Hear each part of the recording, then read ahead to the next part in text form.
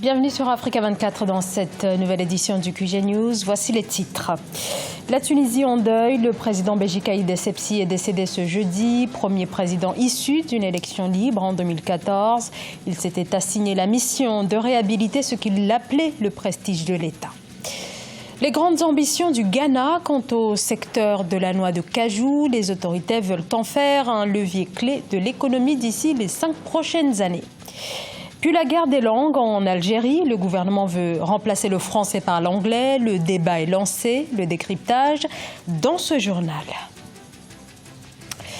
Mais tout d'abord, le verdict du procès Bertrand Zibi-Agbeye. L'ancien député gabonais est condamné à 6 ans de prison. Ancien cadre du Parti démocratique gabonais au pouvoir. Il est accusé d'être impliqué dans les violences post-électorales de 2016. La défense annonce avoir fait appel de cette décision.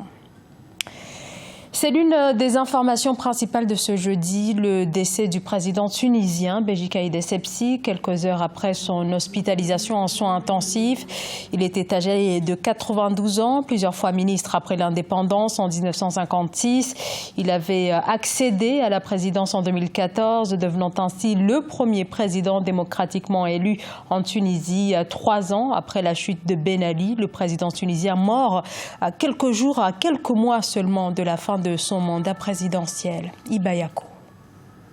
Décès du président tunisien Béji Caïd Essebsi. La présidence de la République a annoncé ce jeudi 25 juillet le décès du chef de l'État tunisien. Cette date coïncide avec le 72e anniversaire de l'avènement de la République. Une célébration habituellement marquée par un discours du chef de l'État. Il est décédé à 10h25 à l'hôpital militaire de Tunis, dans lequel il était hospitalisé depuis mercredi 24 juillet. Nous vous annonçons avec regret le décès de notre président de la République ce jeudi 25 juillet à 10h25 heure locale, à l'hôpital militaire de Tunis. Nous vous invitons à prier pour lui et pour son âme. Parmi ces dernières initiatives dans le pays, celle de l'égalité dans l'héritage en Tunisie. À l'occasion de la journée de la femme tunisienne, le 13 août 2018, il a traduit cette loi dans la constitution du pays. Outre cette mesure, le président tunisien n'a pas ratifié le code électoral qui exclut des candidats des scrutins législatifs et présidentiels prochains. L'ancien code électoral reste en vigueur, tandis que le dépôt des listes de candidats aux législatives débute ce lundi 22 juillet. Cette disparition de Béji Caïd Essebsi entraîne la vacance du pouvoir à la tête de l'État. 2 types de vacances du pouvoir sont prévus par la constitution tunisienne. L'une exige que le Premier ministre remplace le président pour une période courte, l'autre que le président du Parlement assure l'intérim pour un temps plus long. Tout a été planifié par la constitution tunisienne. Le président de la République, s'il venait à disparaître, le président de l'Assemblée nationale ou de l'ARP, comme on l'appelle à Tunis, devient président pour un maximum de 90 jours. Pendant ce temps-là, il gère les affaires courantes et il a un certain nombre d'obligations. Monsieur Mohamed Nasser, président de l'Assemblée nationale, est déjà en pleine réunion actuellement. Il a déjà rencontré le Premier ministre nommé par M. Caïd Essebsi. Âgé de 92 ans, il était le premier président élu démocratiquement en décembre 2014, père de 4 enfants. Il laisse derrière lui une famille et un peuple tunisien endeuillé. Avocat de formation, il faisait partie des militants pour l'indépendance tunisienne et fondateur du parti politique Nida à Tunis. Le chef d'État laïque s'opposait aux pensées du parti islamiste Ennahda. Au Burkina Faso, le Conseil constitutionnel rejette le recours du général Gilbert Diendéré, l'un des principaux accusés du procès du putsch manqué de 2015. Ce recours a été introduit le 15 juillet aux fins de déclaration d'inconstitutionnalité, entraînant alors une suspension jusqu'au 29 juillet du procès. En juin, le parquet a requis la prison à vie pour Gilbert Diendéré ainsi que pour Djibril Bassolé, l'ex-chef d'état-major particulier de la présidence, et l'ancien ministre des Affaires étrangères sous Blaise Compaoré sont poursuivis notamment pour attentat à la sûreté de l'État et pour meurtre. Le Burkina Faso face à la recrudescence des attaques terroristes. Depuis 4 ans, le pays est victime d'attaques fréquentes et meurtrières attribuées à des groupes terroristes. Une menace permanente faisant plusieurs dizaines de milliers de déplacés internes en raison donc de l'insécurité et des conflits communautaires. Philomène Tiné.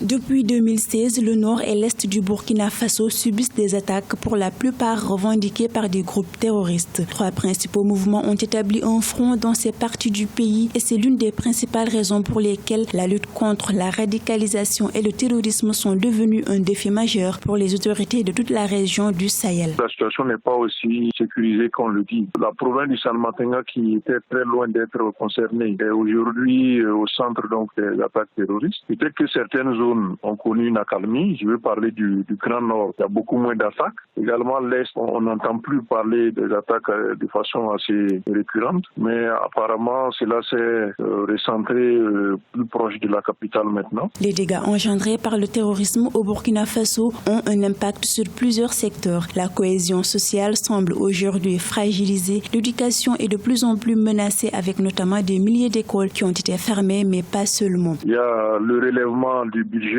du ministère de la Défense de jusqu'à 30%. Il y a l'adoption de la loi de programmation qui verrouille en quelque sorte les moyens sur 5 ans. Et on sait bien que beaucoup de choses sont en train de se faire. La nature même du conflit fait qu'il est assez difficile d'avoir des résultats probants de façon radicale. Le Burkina Faso est confronté actuellement à une crise humanitaire sans précédent. Les affrontements intercommunautaires et les attaques terroristes dans le nord du pays ont provoqué des déplacements massifs de population, détériorant davantage la situation de communautés déjà vulnérables.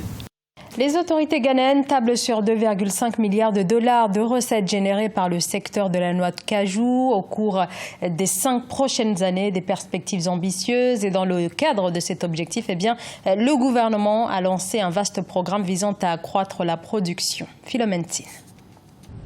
Le Ghana espère engranger 2,5 milliards de dollars de la filière noix de cajou à l'horizon 2025. Le pays affiche sa volonté de développer sa filière cajou et pousser plus haut sa production. Dans l'atteinte de ces objectifs, 1 milliard de ces 188 millions de dollars seront consacrés à la mise en place d'une autorité de développement des cultures arboricoles. Également, 100 000 plants d'anacarde seront distribués à travers le pays. L'objectif peut être atteint si le secteur privé rentre dans les institutions qui va être créée, notamment l'autorité de développement, et que la gestion et les décisions soient paritaires, publiques et privées ensemble. La deuxième chose, les plantations, que ça se fasse par le secteur privé. On peut s'organiser en toutes les formes qui permettent au secteur privé de se développer. Le Ghana produit annuellement 70 000 tonnes de noix de cajou grâce à quelques 40 000 exploitants. Par ailleurs, le gouvernement s'était engagé dans un plan décennal de développement de la filière anacarde à faire passer la production ghanéenne de noix de cajou de 70 000 tonnes en 2015 à 150 000 tonnes.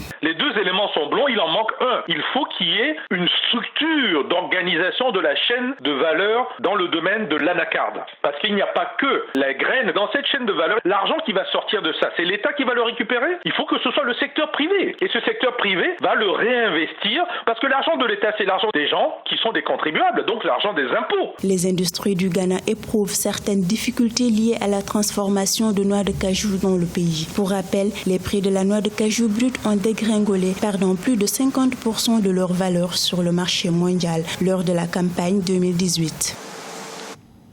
Vers plus d'anglais dans les universités, la volonté du gouvernement en Algérie où les langues administratives sont traditionnellement l'arabe et le français. Alors, l'anglais va-t-il officiellement prendre le pas sur le français ? Eh bien, la question fait en tout cas débat au sein de la société civile et de la classe politique. Ibayako. L'anglais va bientôt remplacer le français sur les bancs des universités algériennes. Dimanche 21 juillet, le ministre de l'Enseignement supérieur, Tayeb Bouzid, a adressé une lettre aux recteurs et directeurs des universités du pays. Il demande à ce que les entêtes des documents administratifs et officiels soient dorénavant écrits en arabe et en anglais. Nous voulons donner aux étudiants algériens toutes les chances pour qu'ils aient une place dans ce nouveau monde. Car dans ce nouveau monde, il n'y a ni pitié, ni rien. Il faut avoir les moyens et les compétences. Si on ne les a pas, on est un poids pour la société, pour le pays et pour les autres.